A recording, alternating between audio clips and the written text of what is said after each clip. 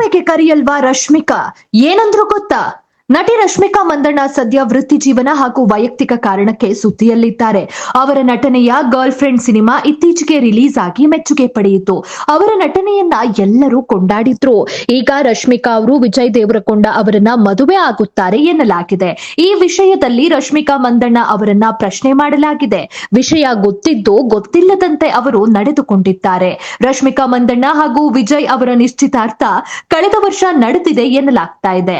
ಆದ್ರೆ ನಟಿಯ ಕಡೆಯಿಂದ ಈ ಬಗ್ಗೆ ಯಾವುದೇ ಅಧಿಕೃತ ಘೋಷಣೆ ಆಗಿಲ್ಲ. ಈ ವಿಷಯದಲ್ಲಿ ಅವರು ತುಂಬಾನೇ ಗುಟ್ಟು ಮಾಡುತ್ತಾ ಬರುತ್ತಿದ್ದಾರೆ. ಈಗ ಮದುವೆ ವಿಷಯದಲ್ಲಿ ರಶ್ಮಿಕಾ ಮಂದಣ್ಣ ಅವರಿಗೆ ನೇರವಾಗಿ ಪ್ರಶ್ನೆ ಎದುರಾಗಿದೆ. ರಶ್ಮಿಕಾ ಮಂದಣ್ಣ ಅವರು ಮುಂಬೈ ವಿಮಾನ ನಿಲ್ದಾಣದಲ್ಲಿ ಕಾಣಿಸಿಕೊಂಡಿದ್ರು. ಆಗ ಅಲ್ಲಿದ್ದ ಪಾಪರಾಸಿಗಳು ನಮ್ಮನ್ನ ಆಮಂತ್ರಿಸುವುದಿಲ್ಲವೇ ಎಂದು ಕೇಳಿದ್ರು. ಆಗ ರಶ್ಮಿಕಾ ಮಂದಣ್ಣ ಮನಸ್ಫೂರ್ತಿಯಾಗಿ ನಗುತ್ತಾ ಯಾವ ವಿಷಯಕ್ಕೆ ಎಂದು ಕೇಳಿದ್ರು. ಆಗ ಪಾಪರಾಸಿಗಳು ನಾನು ಯಾವ ವಿಷಯದ ಬಗ್ಗೆ ಮಾತನಾಡುತ್ತಿದ್ದೇನೆ ಎಂಬುದು ನನಗೂ ಗೊತ್ತಿದೆ, ನಿಮಗೂ ಗೊತ್ತಿದೆ ಎಂದ್ರು.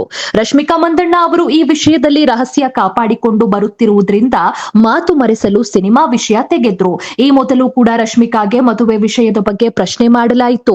ಆಗ ಅವರು ಸರಿಯಾದ ಸಮಯಕ್ಕೆ ಹೇಳುತ್ತೇನೆ ಎಂದಿದ್ರು. ರಶ್ಮಿಕಾ ಹಾಗೂ ವಿಜಯ್ ದೇವರಕೊಂಡ ಸಹ ಕಲಾವಿದರು. ಸೆಟ್ನಲ್ಲೇ ಇವರ ಮಧ್ಯೆ ಪ್ರೀತಿ ಮೂಡಿತು ಎನ್ನಲಾಗಿದೆ. ಜನವರಿ 26ರಂದು ಇವರು ಉದಯಪುರದಲ್ಲಿ ಮದುವೆ ಆಗೋ ಸಾಧ್ಯತೆ ಇದೆ.